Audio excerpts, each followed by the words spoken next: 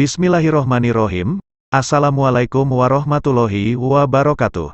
Selamat datang di channel Sang Jawa. Pada kesempatan kali ini, akan dibacakan kisah perjalanan ataupun tausiah dari beliau Sang Kiai, yang memiliki gelar goib, Sang Hyang Nur Cahyaning Nirwana. Semoga dari tausiah beliau, baik dari makna tersurat maupun tersirat, dapat memberikan wawasan dan ilmu pengetahuan bagi kita semua, khususnya bagi para pejalan rohani atau para salik, atau orang yang sedang mempelajari atau memperdalam ilmu agama di bidang tasawuf.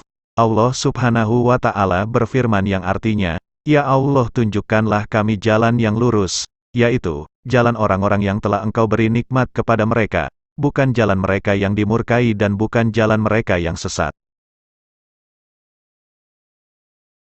Orang-orang yang bergantung pada akalnya saja, tak akan menemukan Allah, karena akal itu ciptaan Allah, bukan Allah. Yang bisa menemukan Allah dan mampu menunjukkan Allah itu Allah sendiri, sebab tak ada kuasa melebihi kekuasaan Allah, tak ada daya upaya melebihi daya upaya Allah. Bagaimana mungkin sesuatu yang tidak dilampaui akan dicapai oleh sesuatu yang tidak melampaui? Makanya hidayah itu milik Allah, artinya yang bisa sampai kepada Allah karena menyerahkan diri pada bimbingan Allah dalam pencariannya, menyerahkannya dengan meredakan segala kehendak nafsu dan kekuatan alam ciptaan termasuk akal kita itu cipataan.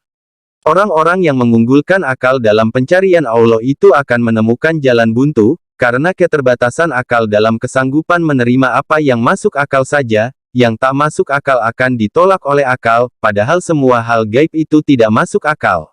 Akal hanya bisa menerjemahkan apa yang bisa ditangkap oleh indera, lalu mengirimkan ke dalam hati, dan hati yang akan memberi keputusan pada akal tentang yang ditangkap oleh indera, lalu akan mengirimkan lagi kesimpulan hati, dikirim ke lisan sebagai pendapat dan pandangan dan penilaian.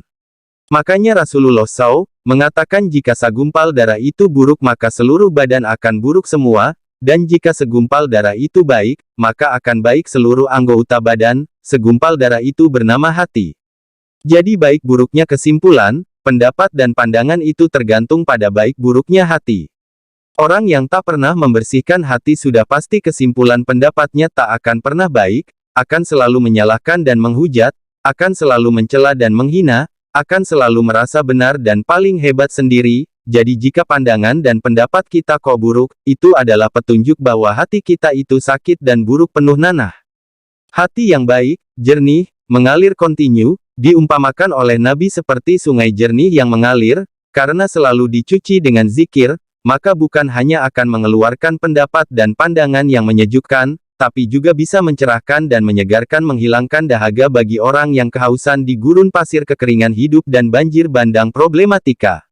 Bahkan baru memandang saja pada orang yang berhati bersih bening, mengalir umpama air terjun, jatuh ke dalam lembah nan hijau, akan menenteramkan hati. Jika kamu menemukan ulama, atau kiai kok menyalahkan orang lain, maka dia itu belumlah bersih hatinya masih diselimuti persaingan iri dengki, dan tak terima orang lain di depannya, dan orang itu masih terpaut dengan pujian dunia, karena terjerat oleh nafsunya.